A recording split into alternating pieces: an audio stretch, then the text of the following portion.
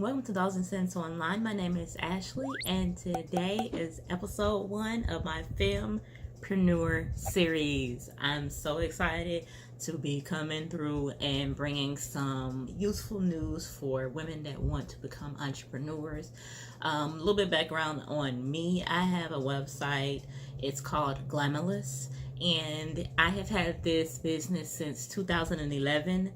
It first started off as a business where I made handmade items like jewelry and clothing. So I first started off on Etsy.com. And then I wanted to not do so much of the handmade items.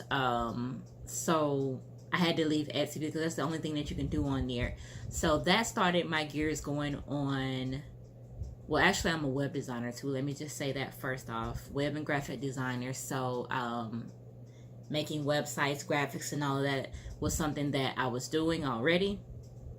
So when I decided that I needed to venture out if I wanted to keep Glamorous going, I said, okay, I'm going to have to make my own website. So that's what I did. And I got my URL and set it all up. I do everything on my own, period. My website, just everything. I do it on my own. So I'm going to tell you some tips that this first episode is going to be just getting yourself in the mindset, seeing if you really want to go into business for yourself, if you really want to do this. Like, is it something that you're capable of actually doing? Asking yourself the tough questions. So that's what I'm going to go over in this first episode. So first thing you need to ask yourself is, what do you want to sell, or what services do you want to offer? No one else is going to be able to tell you that. You're going to have to figure out what you want to do on your own, basically, because you need to be invested in it in order for this to work. It has to be something that you want to actually do and have to deal with on a daily basis. You also need to ask yourself, are you willing to put in the work? Like I just said, this is something that you're going to have to deal with on a daily basis. You need to be self-motivated, or have somebody that can help you be motivated, something that you can do that helps to motivate you. But you really need to be self-motivated, because if you don't always have that person or thing available to you, then where are you going to get your motivation from to keep going and not quit? So you're going to have to, if you're going to be doing this by yourself, do everything. So if you're selling something, you're going to have to order the things that you're selling. You're going to have to communicate with the customers. You're going to have to make sure that inventory is correct, the shipping, if you're doing that. If you are really doing everything on your own like I do, and so you have built your own website, you're going to have to be updating that and spicing it up here and there. So I mean, it's a lot that goes into running a business. It's not just, oh, I'm going to sell this and I'm going to make some money. I guess if you do it like that, then you might not be as successful as you could be if you just look at it like that. So I touched on this a little bit, but customers, are you customer friendly? Okay. Are you customer prepared? Because you're going to have people that are going to try to scam you, who are going to not be happy no matter what you do. And you have to be able to deal with that in a professional manner, and to be able to sometimes compromise with them depending on what's going on. So you may end up losing money with a customer. So I mean, I know over the years I've lost money.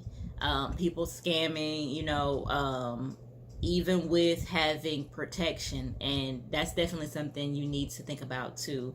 But that's further down the line. Right now we're just going over the basics, getting your mind right and in the place where it needs to be to see if you want to run a business.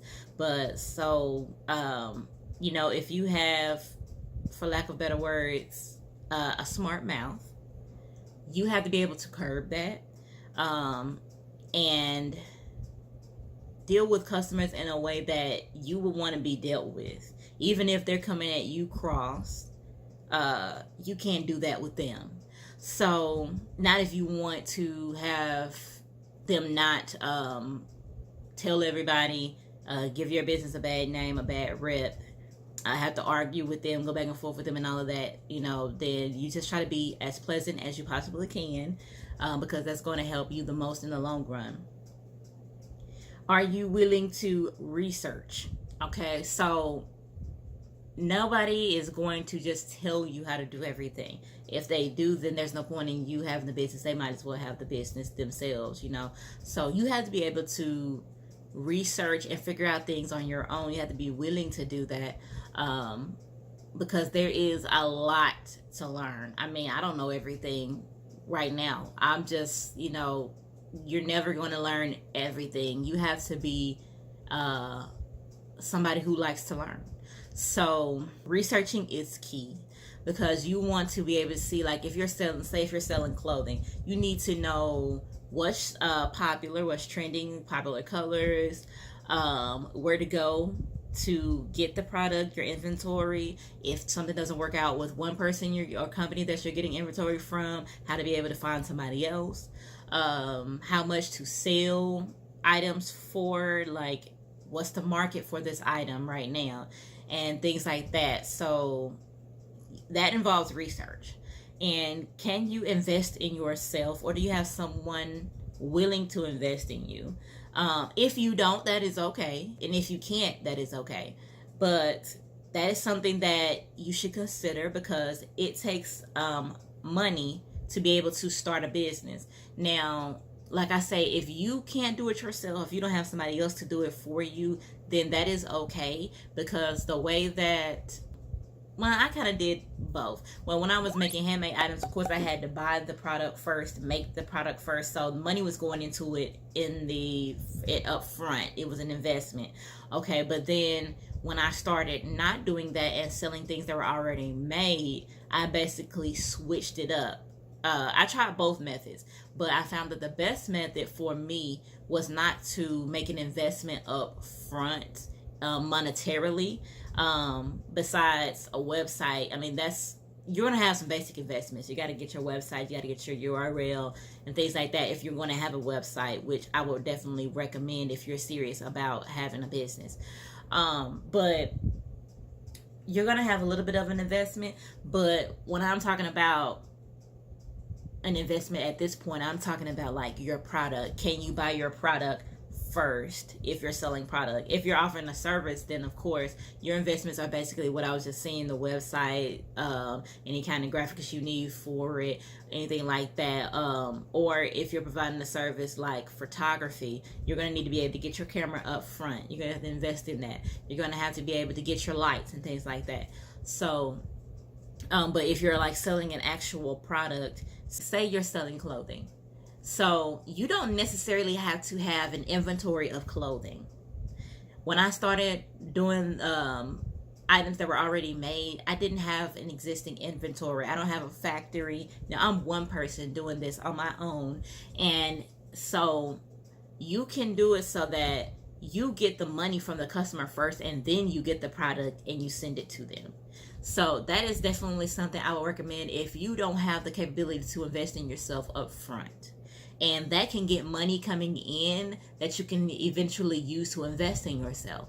Also, there are apps that you can use to use your own money to invest in yourself. If you don't have the willpower or the self-control to be able to put money for yourself aside, you can use apps that will automatically do it for you. They use their algorithms and figure out, how much money to set aside for you. Or you can have ones where you can set up how much money you want to set aside for yourself every time this or that happens on this date or whatever, every time you get paid or whatever. If you don't have the willpower to do it yourself and not mess with the money, you can use an app to do it, and that will probably help you a little bit more with not touching the money. And I can put up some videos of different apps and go over them that can help you to invest in yourself. You also need to consider that when you start a business, when you make so much money, the government, IRS, is going to be expecting you to pay them. So you need to have yourself basically licensed. You can either have a sole proprietorship, you can have an LLC, you can be a corporation. There's differences in between these, of course. But that's where it comes in, where you need to do your research and figure out what is best for you, because we can go on and on for days about this part of being a entrepreneur. So like I said, but you're going to be responsible for your taxes, so you definitely need to make sure that you have that money available to you, because you will be paying out. If you have a significant amount of profit, you will be paying the IRS when you file your taxes, so you need to have that money available to be able to pay them. And also, you need to figure out whatever company name you're going to come up with. You need to figure out a company name, and you need to make sure that it's not already trademarked by somebody else. So when you're in the beginning stages of creating your company, you're going to be needing to think about what your name is, and you're going to need to go on the trademark database and search it and make sure that nobody else is using it. Do not just pick a name and start going with that name and, just doing your thing, because 9 times out of 10 somebody else has that name, and now you're infringing upon their rights, so they can sue you. So definitely make sure that it's your own. So from the beginning, before you even start advertising the name, putting the name on anything, doing anything with it, make sure that it is not trademarked. And then as soon as you possibly can, trademark your name so that nobody else gets it. And that will be a fee for doing that. It depends on your state, I believe, but it's like a little over $100 to be able to trademark your name. So the research comes in again with that. Research. So then you also need to think about, like I said, a website is very important to have. So you need to start thinking about what company you want to use for your hosting, where you're going to get your domain from, what company you're going to use to get your domain from. So for me, when I first started with my own website, I had my domain and my hosting from the same company, and it was GoDaddy. I was with them for many years. I recently left them, maybe, has it been 2 years ago? No. It's been a year ago, though, I believe. I left GoDaddy for my hosting, and now I use Bluehost because I was having some difficulties with my website continuously. Nobody could fix it, so now I'm going to Bluehost. Then I'm finding out that I'm having an issue again, but it keeps getting resolved this time. But hopefully the issue is no longer existing. But this is where I say, do you have the willingness to be patient and to deal with the things that comes along with having a business? Because like your website being down, that is costing you potential customers and money. So you have to be able to deal with that. Take the time out of your day, make some calls, figure out what's going on, or hire somebody to figure out what's going on. Me, I do it all on my own, so I have to take the time out of my day to be in a queue waiting on the phone for a company. That's another reason why I left GoDaddy, because it would be like hours before you can get somebody on the phone waiting in the queue. Bluehost is a lot faster, but I mean, you just have to have a lot of patience running a business. Like, I'm so serious. Most people nowadays, they're not just building their website from scratch. Okay, just putting in XHTML, CSS, and all of that. Okay, and you may not know what I'm talking about if you're not a web designer. So, but that's what I mean. Like, you're building it from scratch. You have a blank page, and you're building every little thing on that page with code. Most people are not doing that anymore. Now they're using, the name of it just went out of my head what I'm trying to say. But basically platforms that are more customer friendly so that people can try to build websites on their own, such as like Big Cartel, Shopify, WooCommerce, all of these different platforms that you can use. CM, I cannot think of what I'm trying to say, but the name of the proper name for it is. But yeah, you can use these platforms to help you build your website or help your web designer build your website, and then you be able to take over without knowing how to do the XHTML, the CSS, all of that background coding. It's already going to be a platform that creates it for you. You just go in, put in your text, make it bold, italicize it or whatever, put in an image, things like that. Very easy and straightforward for a customer or somebody who's doing it on their own without having them to invest a whole bunch of time. But you need to figure out which of those resources you want to use, because say like the way I do it, I don't use Big Cartel, Shopify, or any of that, so I only pay my domain and my hosting, and that's it. But you have people, but it takes a little bit more for me to run it, but I know how to do it because I'm a web designer and a graphic designer and things like that. But if you don't, then something like Big Cartel and Shopify would be a better option for you, most likely, because it takes less understanding of what's actually going on to build the website. So there's fees that go along with that. There's different packages. You have to figure out which one that you want to use. How much money are you willing to spend? This is all part of this is going to be taking away from your profits. It's going to be costing your customers if you're doing it the correct way, because you need to consider all of your fees, everything that you have to pay out. You need to consider that when you're selling to your customers. You don't want to be in the negative. So you want to make sure that you consider everything that you dole out to try to make sure that you get all of that back in plus a profit. So consider all of these things. Consider how much you want to price things for. That leads into pricing. So consider, I have to figure out how much these lashes cost me, how much my packaging is going to cost me, anything that I'm sending to the customer, how much is going to cost me. Factor all of that in and figure out how much I'm going to charge to get for a customer to get what I'm selling, and for me to be able to make enough money to keep buying the product and reselling product, and to be able to keep my website running, to be able to do promotional things, all of that. You have to consider all of that, okay? Because especially if you're, like I said earlier, starting off and you're not able to invest in yourself, you definitely have to make sure, because you don't have the money. How can you do it if you don't have the money? So think about, when you're also thinking about the pricing, think about, if I'm going to run a sale, if I'm going to have discounts, my pricing has to be at least this, because if I have a sale and my item is not marked up enough, then there goes my profit. I'm cutting into my profit now, or I'm not getting any profit just so I can try to run a sale to get product going.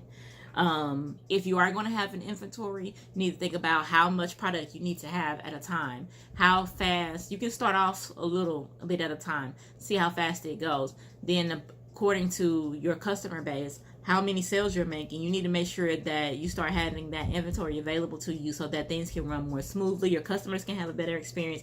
You can in turn have a better experience because your customers are having a better experience, and you can get the basically the clout that you want to get. So your customers are going to be like, hey, oh man, I love this product. The shipping was fast. The customer service was awesome. Just think about it. When you go shopping, that's mainly what you need to think about as far as running your business. When I go shopping, it doesn't have to be for a product. It could be for a service. What are some things that bother me that I wish was better? What are some things that I love? Think about all of that when you're creating your business, or getting into the mindset of wondering, hey, is this something that I want to do? Think about all of that. There's positives to it, there's negatives to it, just like with anything else.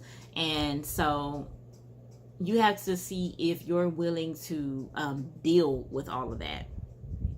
So this is episode 1 of my fempreneur series. I hope you guys enjoyed it. I know it's long, but this is the most important part, the very, very beginning, wrapping your head around it. Do not skip this part of actually running it through your head. Don't just jump into it head first and then expect everything to be, roses, because there are going to be some hiccups along the way, but that does not mean that you're not doing something that will be good for you or that you can enjoy and I need to quit. That's why a lot of people don't make it past a couple of months or whatever, or get so discouraged because they didn't really think it through from the beginning, that your product may not fly off the shelves.